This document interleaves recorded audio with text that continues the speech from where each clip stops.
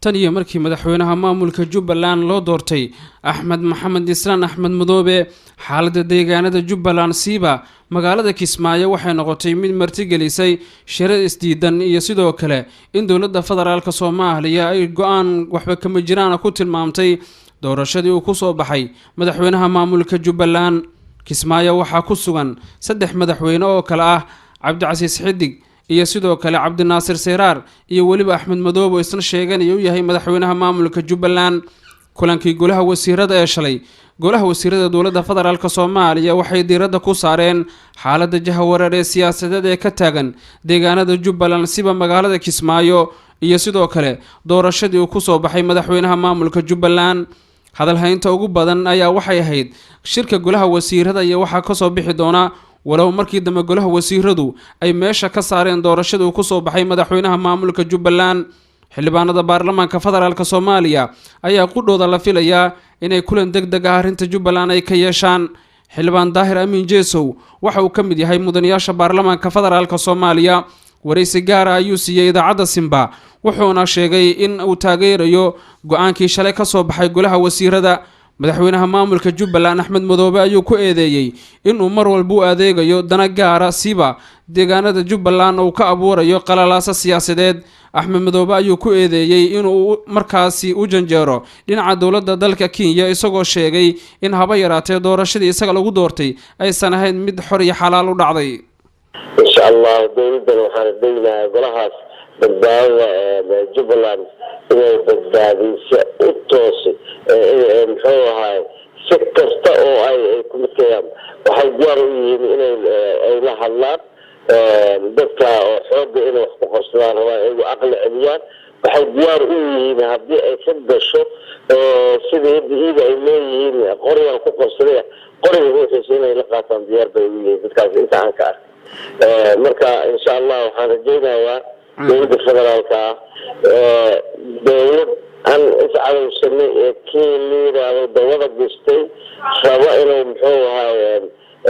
magac dowladeed oo shisheeye in dadka ku xukumo rabo. waxaa la socotay maalmeed waxaa la sheegay wasiirkii arrimaha dibadda ee Kenya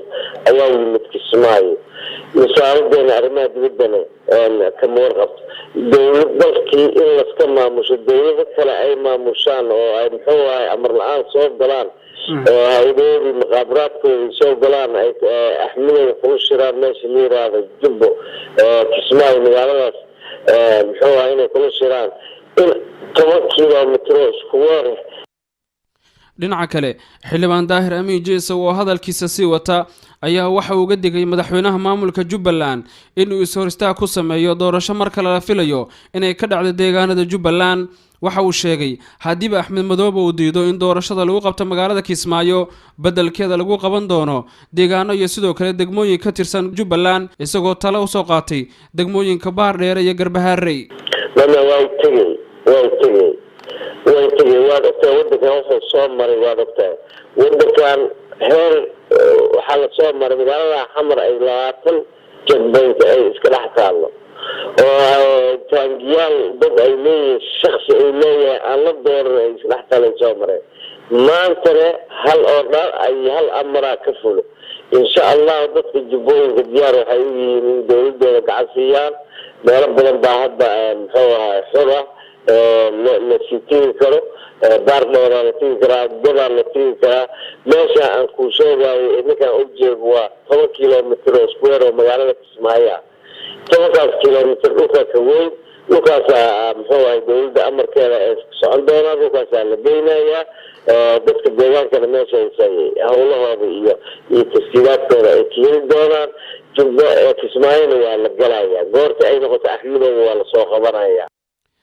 cadaadiska hadda saaran madaxweynaha maamulka Jubbaland waxa uu soo bilowday tan iyo markii uu ku dhawaaqay inuu yahay madaxweynaha rasmiga ah ee maamulka Jubbaland. dhawaan qoraal ka soo baxay xafiiska madaxweynaha Jubbaland dowladda federaalka Soomaaliya waxaa loogu codsaday inay si buuxda ula shaqeyso maamulka dib loo doortay oo majaraha u hayo madaxweynaha maamulka Jubbaland Axmed